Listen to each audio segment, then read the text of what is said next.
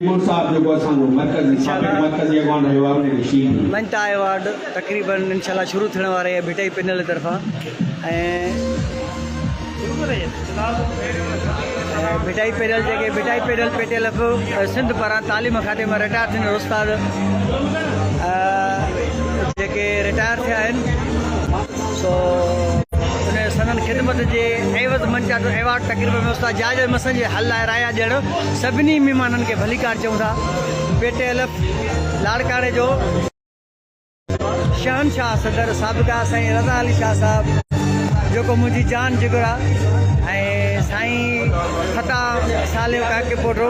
जेको जामशोरे में रहंदड़ हैदराबाद जो साबिक़ा डिवीज़न जो सदर आहे ऐं साईं जनरल सेक्रेटरी माफ़ कजो ऐं साईं गुलाम अब्बास मंची साहब ऐं साईं मुंहिंजो प्यारो साईं गुलाम नबी टालपुर साहब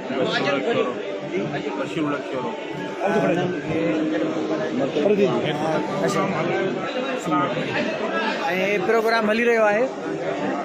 ऐं तमामु बहितरीन लाइव प्रोग्राम हैदराबाद में मंता अवार्ड रिटायर उस्तादनि जी शान में थी रहियो आहे। तक़रीबन पूरी सिंध जा रिटायर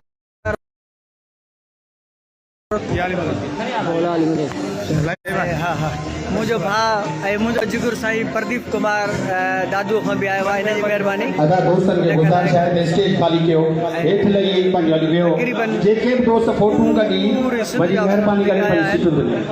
ॾाढो अफ़सोस थो थिए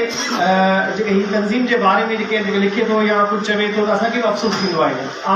बज़ाते ख़ुदि पंहिंजो जेको मोहम्मद अली इन ॻाल्हि जो क़ाइल आहियां त तंज़ीम ताक़तवर हुजे। जेकॾहिं तंज़ीम ताक़तवर आहे त असीं सभु ताक़तवर आहियूं। अॼु जेको ही ॿ अखर जेकॾहिं असां ॻाल्हायूं था ऑफिसरनि सां विढ़ूं था ऑफिसर खे ॻाल्हियूं वेचा ॾियूं जेके असां सां नाजाइज़ कंदो उनजे बदिले में त ही सिर्फ़ु तंज़ीम जी ताक़त जे करे आहे। सो तंज़ीम जी ताक़तवर हुअणु तमामु घणो ज़रूरी आहे। पर माज़ी में एक्शन कमेटियूं थींदियूं रहियूं आहिनि। एक्शन कमेटियूं जेके तनक़ीद था कनि त बाबा तव्हां धड़ाबंदी था कयो हू जस्ट ख़ाली मामलनि ऐं मसइलनि तां तवजह हटाइनि था। मरकज़ी सदर साहब जेको आहे छटे साहब जेको अची हुते जेको सो कल्ट बयानु करे असांखे काफ़ी जेका नाला कोन थो खणणु चाहियां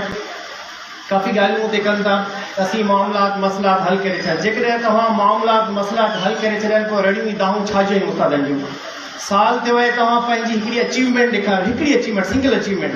का धड़ाबंदी कोन्हे का वॾी बहितरीन ॻाल्हि हाजी साहब हुते ठटे ज़िले जे अंदरि कई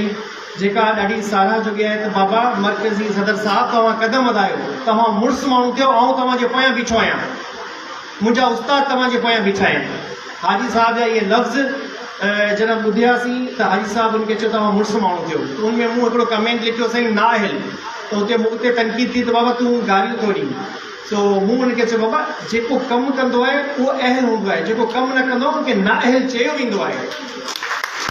तव्हांखे पंहिंजी अहलियत साबित करणी पवंदी। साल थी वियो आहे तव्हां सरकार जा साथारी लॻा वेठा आहियो तव्हां सरकार जेके ॻाल्हियूं कंदो तव्हां सरकार जा वकील थी करे असांखे ॿुधायो पिया त बाबा सेक्रेटरी त कमु करण जे लाइ राज़ी आहे सेक्रेटरी त कमु करे थो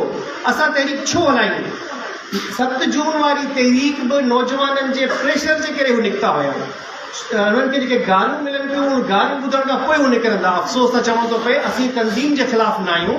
असीं उहिदेदारनि जे ख़िलाफ़ु आहियूं उहिदेदारनि जे कमनि जे ख़िलाफ़ु आहियूं उहिदेदारनि जे धंधनि जे ख़िलाफ़ु आहियूं। चवण जो मक़सदु इशारा त मिलनि थोरो घटि ॻाल्हि बाहि त तमामु घणी आहे चवण जे लाइ करण जे लाइ। सो नाहिल खे नाहिल चवंदा रहंदासीं तव्हां अहलियत साबित करियो ऐं तव्हां चओ था त कमु मसइला हल थी विया आहिनि चलो ठीकु आहे कॾहिं हल थींदा ॾेखारियो को सिर्फ़ु तव्हां कूड़ा एग्रीड इहे पना जेके ॾेखारियो था असांखे मुंहिंजो सॼो टेम्पो साईं टोड़े छॾियो। ख़ैर सो तमामु घणा मामलात हुया मसइला त मूंखे साईं सिकंदर जोती साहब कॉल करे दावत ॾिनी ऐं जो शुक्रगुज़ार आहियां ऐं हाजी शफ़ी सठियो साहब मूंखे लास्ट जेको प्रोग्राम ठटे में थियो उते तकरीर करण जो मौक़ो कोन ॾिनो वियो। सो जंहिं ते जस ॾियां थो साईं सिकंदर जोती साहब खे हाजी साहब खे जिन्हनि चयो बाबा जेको तव्हां असांजा बहितरीन दोस्त आहियो मुस्तक़बिल जा महिमान आहियो तव्हां मुस्तक़बिल जा अॻवान आहियो ऐं एतिरो चवंदो असीं पथर आहियूं पर इन पथरनि खे तराशे तव्हां ई मोती ठाहे सघो था तव्हां असांखे पाण सां गॾु खणी हलो असां मणिया थी वेंदासीं। छटे ज़िले में हिकिड़ो मणियो खणो हिकिड़ो सिजावल मां खणो हिकिड़ो बदीन मां खणो हिकिड़ी माला थी वेंदासीं। तव्हां ई असांखे खणंदा नौजवाननि खे तव्हां असांखे सेखारींदा असांखे SCC जी असांखे ॿिनि कमेटियुनि जी जेका असां ज़रूरत ई कोन पवंदी जॾहिं तव्हां असांखे सेखारींदा तव्हां असांखे विढ़णु सेखारियो तव्हां असांखे ॻाल्हाइणु सेखारियो ख़ैर खोड़ सारा मेटर्स आहिनि ऐं जस्ट ॼाण असां सिकंदर ज्योति साहिब खे हाजी शफ़ी साहिब जिन में कॉल करे इनवाइट कयो ऐं तहे दिलि सां शुक्रगुज़ार आहियां थैंक यू